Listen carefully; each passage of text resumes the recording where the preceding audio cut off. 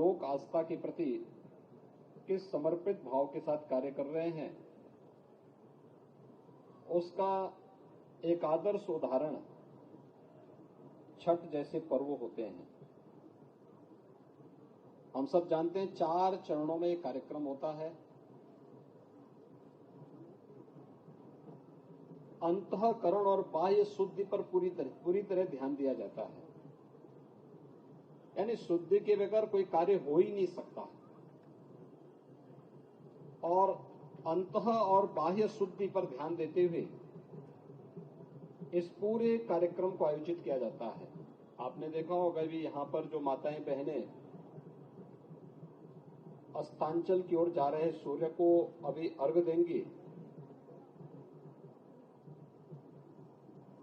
जल से दिया जाने वाला यह अर्घ्य बगैर शुद्धि के नहीं संभव हो सकता। आसपास के वातावरण को शुद्धि है।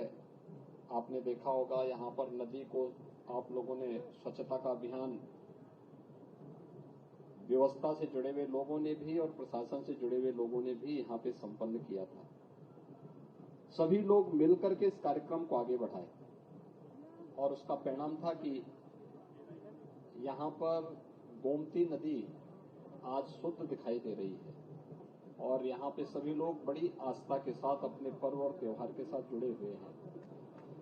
कल सूर्योदय के पहले भी यह कार्यक्रम यहां पे संपन्न होगा और जहां कहीं भी भोजपुरी समाज है, देश में दुनिया में हर जगह सब जगह यही सब चल रहा है, यही कार्यक्रम चल रहे होंगे।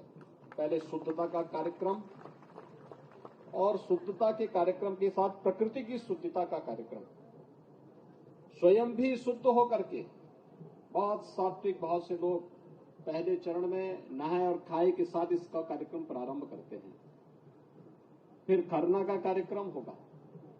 आज अस्तांचल की ओर भगवान सूर्य को अर्घ्य देने का कार्यक्रम संपन्न हो रहा है और कल प्रातः सूर्योदय के साथ अर्घ्य देने और अन्य कार्यक्रमों को संपन्न करने के साथ छठ पूजा का एक कार्यक्रम संपन्न होगा। यही है लोक आस्था। आस्था व्यक्तिगत विषय नहीं हो सकता है, पूरे लोक को साथ में लेकर के चलने वाला यह पर्व एक तरफ प्रकृति पूजा के साथ साथ ब्रह्मांड के देवता सूर्य के भगवान की भी उपासना की हम सबको एक नई प्रेरणा देता है। सूर्य हमारी परंपरा में जगत पिता कहे गए हैं। इस सृष्टि की कल्पना ही नहीं की जा सकती अगर सूर्य न हो। कोई जीव, कोई जंतु, इस चराचर जगत में कुछ भी दृष्टिगोचर नहीं हो सकता अगर सूर्य भगवान न हो।